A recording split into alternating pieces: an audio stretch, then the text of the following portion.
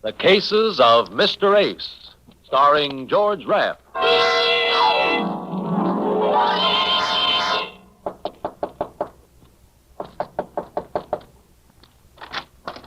Yes? My name's Eddie Ace. Oh, yes, you're the private detective. Yes. There was a message at my office from a Dr. Gale. Asked me to come right over here. Is he in? I am Dr. Gale. Come in. Please. So you're Dr. Gale. Shouldn't I be? I didn't expect you to be a woman. Now, what can I do for you? I want to retain you to talk to me.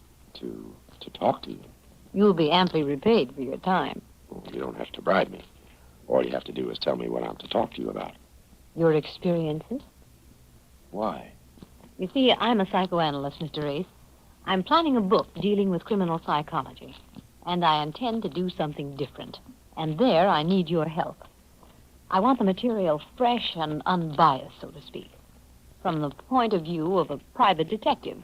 Of more specifically, an Eddie Ace. You make me feel very important. Is that a trick of a psychoanalyst? No. That's a trick of a woman. What do you say, Mr. Ace? All you want me to do is to come here whenever I'm finished a case and tell you about it. Mm-hmm. The strange people you meet, what they said, how they reacted, what they were after. I guess you know what you're after, Dr. Gale.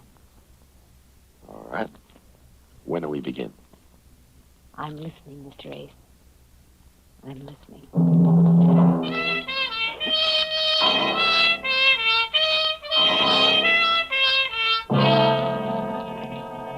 The Cases of Mr. Ace, starring George Raft, and produced and directed by Jason James.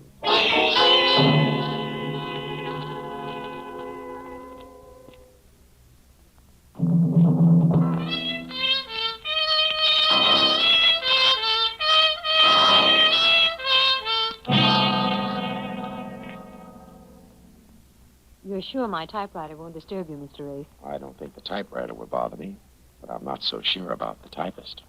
When you arrived, you said you didn't expect me to be a woman. You were right. I'm a psychoanalyst. Shall we begin, Mr. Ace? I see what you mean. Yeah. Well, it all started with a killing that was no business of mine.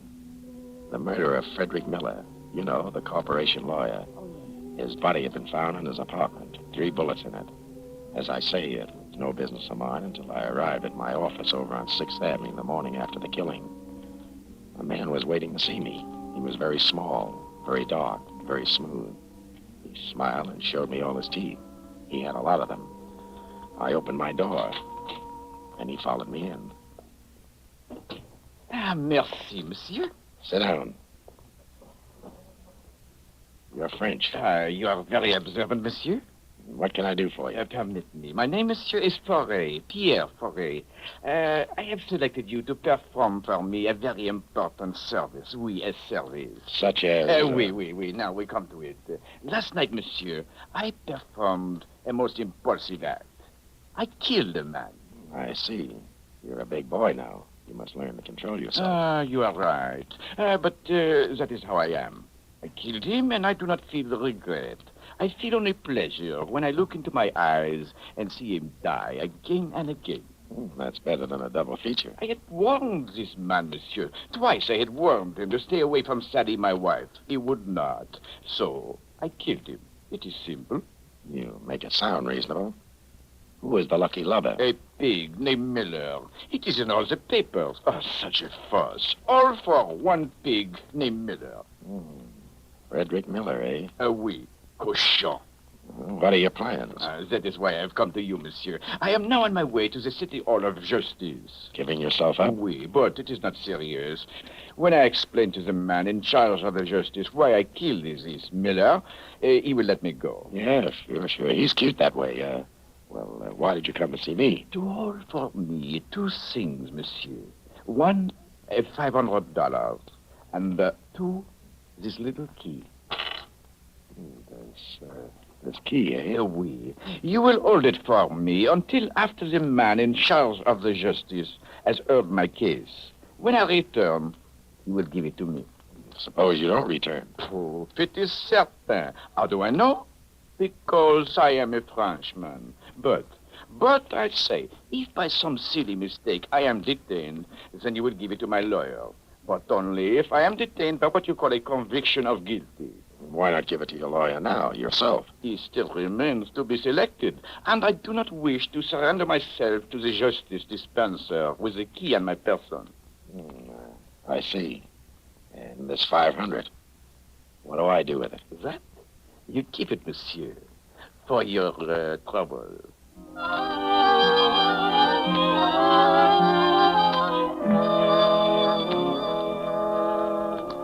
Foray left, and I sat fingering the 500 and the key. It was a small brass key, the kind you use on your trunk. No marks on it except the number, 427. I had Foray doped as a nut. Anyway, Foray confessed to the killing of Miller. And the final editions told how Timothy Hogan, the wild Irish criminal lawyer, came forward with an offer to defend the prisoner. The next morning, Hogan came into my office. I had a hunch he would. And as sure as I'm sitting here in your office, Mr. Ace, I'm certain that Pierre Foray did not kill Miller. He confessed. Confessed? Ha! So there you have a darling confession. A Frenchman, a crime of passion, and he gives himself up. No, not Foray. Not after talking to the man. And what's your best guess? Think, man, think. Can't you see it? Maybe I'm looking in the wrong direction. And that you are. Foray is covering up for someone he loved. His wife? Aha, that's the thought, Mr. Ace. That's precisely the thought. And that's why the case attracted me. There's no money in it, but it's sentimental and violent, and I'm Irish.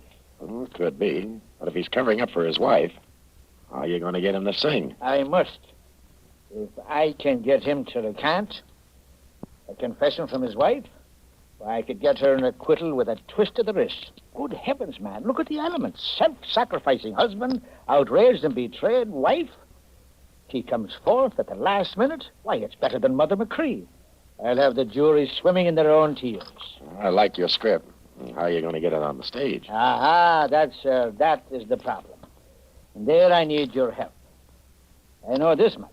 Yesterday, before he gave himself up, Foray came to you. What did he tell you? Nothing. He gave you something? Nothing. Oh, I don't think you're telling me the gospel truth, Mr. Ace. I'm not. I see. Very well. I'll try to persuade Foray to give you his permission to talk to me. That's better. But in the meantime, Mr. Ace, in the meantime, you might try to sound out the wife for me. Very, very discreetly, understand? But sound her out. You hiring me? Yes. Will you see what you can do? I'm practically there now.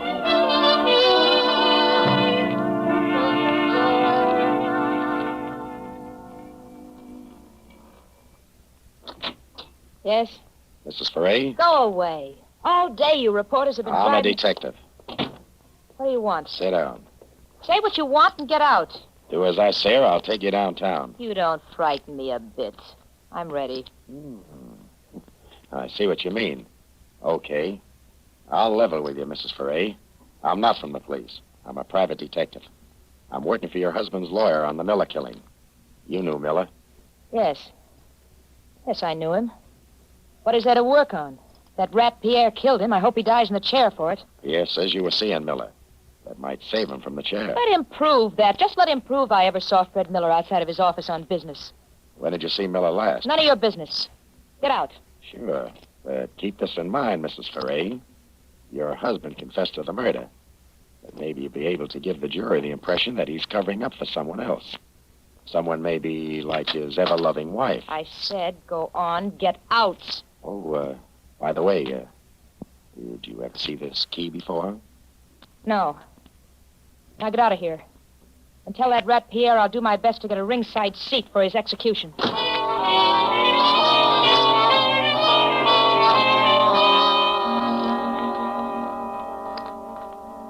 I went back back to my office, opened my door, and then I saw him. A man was sitting behind my desk. He got to his feet. He didn't introduce himself, but I could tell by the bulge in his right pocket that he had a very good reference. You are Mr. Ace. What do you want? The key, Mr. Ace. What key? Please, Mr. Ace, do not act childish. Give me the key. I'm bigger than you are. But if you force me to use this gun, I shall be liver than you are. The key, please. He pointed a stubby little revolver at my head. I gave him the key. He thanked me politely enough and left. I counted 10, then raced down the hall to the fire exit, slammed down the iron stairs, and picked up behind him as he was leaving the building. He went straight to the Times Square station. I went right behind him. He went directly to the lockers. I was right behind him. He inserted a key in the locker number 427, threw the latch, pulled the little door open, and then...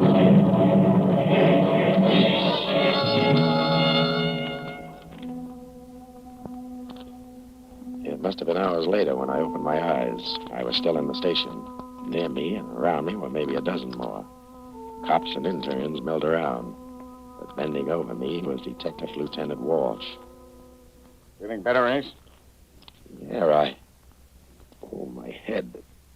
What happened? Bomb exploded in a locker.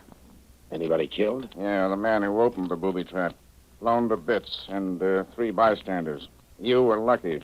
You can say that again. All right, I will. You were lucky, and I mean lucky that you didn't open it yourself. I? How could I open it? With the little key you showed Sally Foray. Oh, you certainly get around. Where'd you get that key? From Pierre Foray. Oh, Pierre Foray, huh? That's the name. He came to my office. Gave it me to hold. You can ask him. Well, suppose you ask him, Ace. But you better get yourself a good spiritualist. Pierre Foray hanged himself in his cell 2 hours ago.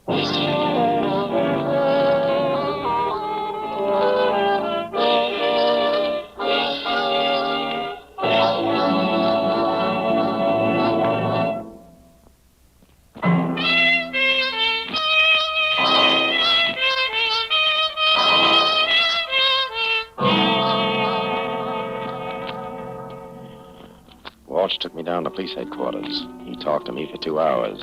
He didn't learn a thing, but I did.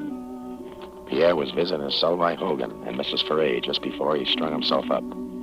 It was Hogan who found his body when he went back to talk to him again. I asked Walsh what he knew about Hogan, and he didn't know much. I left police headquarters and went around the corner to Jenny, the bail bond. Jenny had been around New York longer than the city charter and runs the biggest bail bond mill in town. I asked her what she knew about Timothy Hogan. She didn't know much offhand, but promised me a rundown by morning. I said I'd call her and left it at that. Outside, the rain was just beginning to wash the town. A hack pulled up. I opened the door, bent to get in when the butt of the gun came down across my skull, and that was that. It was the cold water that brought me out of it. I opened my eyes. A ceiling and a chandelier spun around. I closed them again. Leo, douse him again. Ace. Ace, you hear me? Get up! The man said get up, and the man meant it. The man was big enough to lift me to my feet with one hand. I tried to open my eyes. There were battleships tied to the lashes, but I made it. 2 other mugs flanked me, with Mike in front of me. The rug was wet with blood and water. The water and the rug were theirs. The blood was mine. Somebody must have taken a bad working over. I began to figure it must have been me, but I couldn't remember. In fact, I didn't even know who Ace was when Mike barked the name. You hear me, Ace? Give me a drink of water. Leo, give him a drink.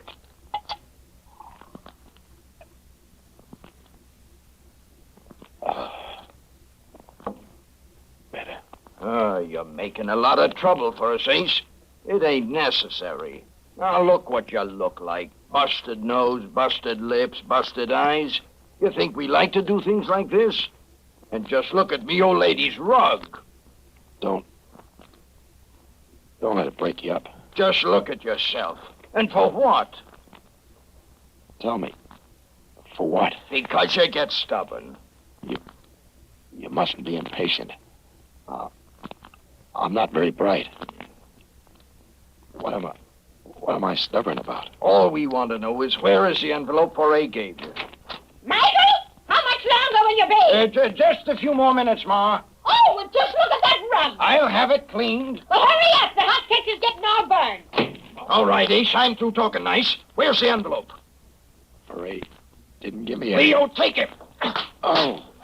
Oh. Michael, for heaven's sake, be careful of the rug.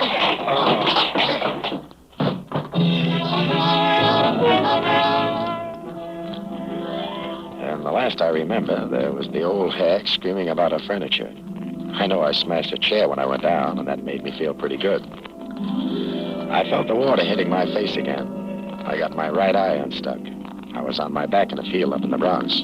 The rain washed over my bruised face, and that felt fine. But I couldn't stay to enjoy it. I remembered there was a phone call I had to make. And by the time I let myself into my apartment over on 3rd Avenue, the sun was up. I looked into a mirror. I never saw the guy before in my life. But even if he was a stranger, I had to do something for him. I wrapped some ice in a towel, held it over my face, and then I picked up the phone.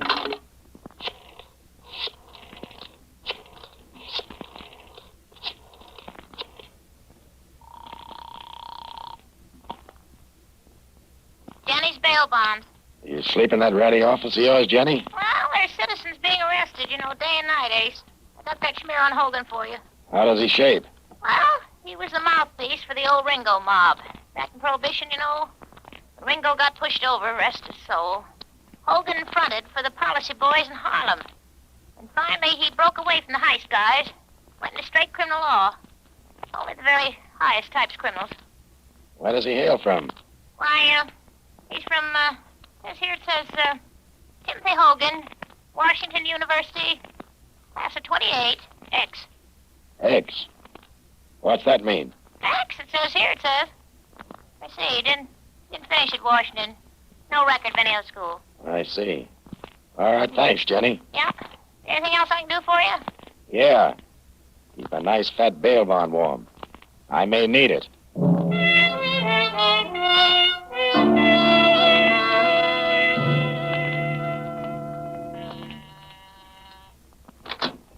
Who is it? What? Oh. Well, don't let the face frighten you, Mrs. Foray. I'm just breaking it in for Boris Karloff. What happened to you? What happened to me shouldn't happen to a private detective. But it did. Sit down. We're going to make with a little talk. Look, I'm in an awful hurry, Mr. Ace. I was just going out. What did you and Hogan tell Pierre in his cell yesterday? Well, I didn't want to go. That lawyer Hogan, he insisted. Well, I guess I blew my top. I told Pierre I was going to tell the jury the truth. That Freddie Miller begged Pierre to give me a divorce. He wouldn't. Instead, he took money from Fred to keep his mouth shut and not make a scandal. And you figure that's why Pierre strung himself up. So there was no chance for him. That's the one thing I regret. He didn't go to the chair. You must have had quite a burn for this guy Miller. When I love a man, I love him. I love him. You're kind of lost now, eh? I loved him, Eddie. It's going to be awful tough. Freddie, what's the use? I wind up with memories in four walls, the kind of memories you can't forget. Kind of cut your heart out every time you breathe. Come here. What am I going to do, Eddie? How can I forget it? Easy. You call me Eddie. Just try calling me Freddie. All right. I'll try it. I'll try it.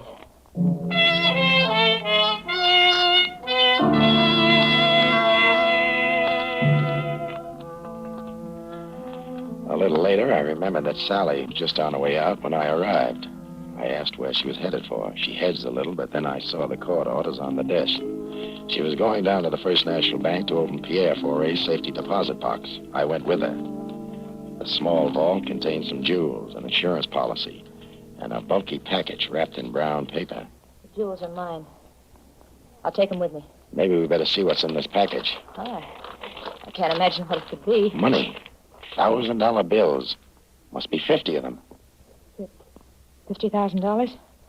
Oh, where Where did he get all that? Not in the private eye business. In this envelope. I think we better open it in the presence of a lawyer. Look, I'm going upstairs to see if anybody's around that looks familiar. Here, take this nickel. Yeah. Call police headquarters. Lieutenant Walsh. Tell him to meet me right now at Timothy Hogan's apartment. This is important for both of us, Angel. So don't trip. I'll wait for you outside.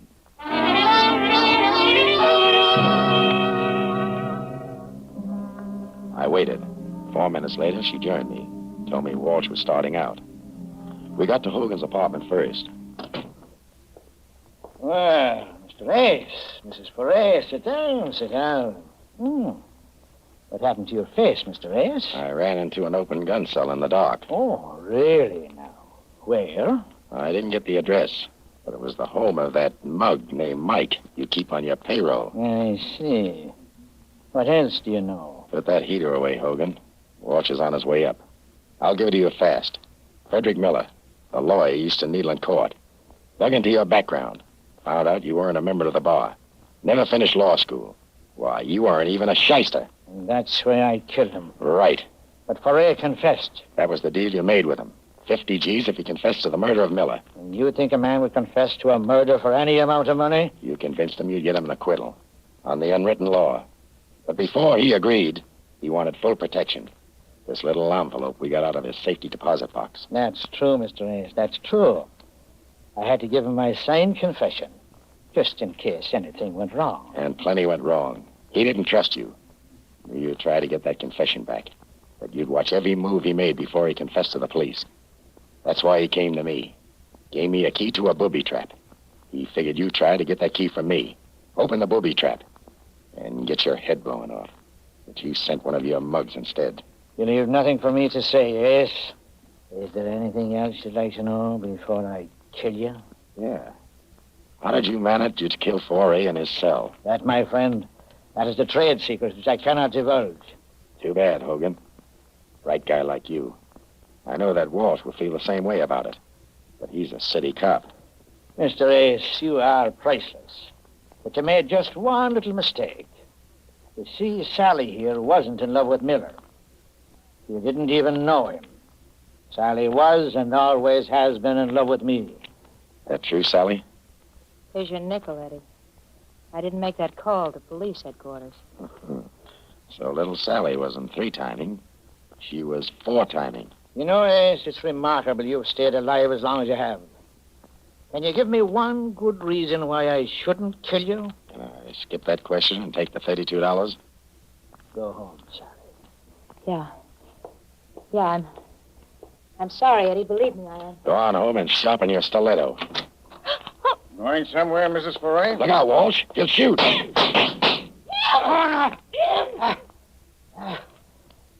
That's a darling break. Tim. Sally, did you double... No. Get your car. No. No, I didn't, Tim. Honest, I didn't.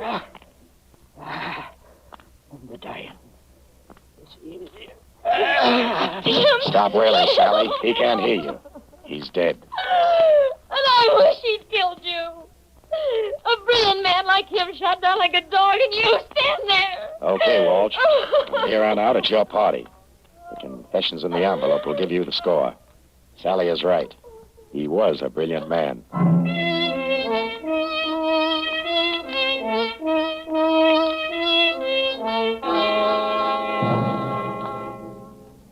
And that's how Timothy Hogan died.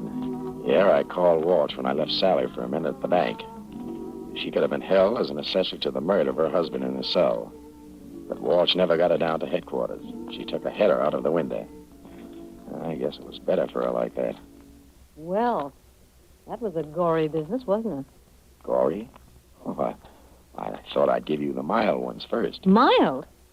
Good heavens. Do you mean that this sort of thing goes on with you all the time? Only when business is good. Well, for my sake, then, I hope business improves. Good night, Mr. Ace. There's something I'd like to say, Dr. Gale. Yes? Well, it's... never mind. Maybe next time. Or maybe the time after that. You're reading my thoughts marked private. Good night, Dr. Gale.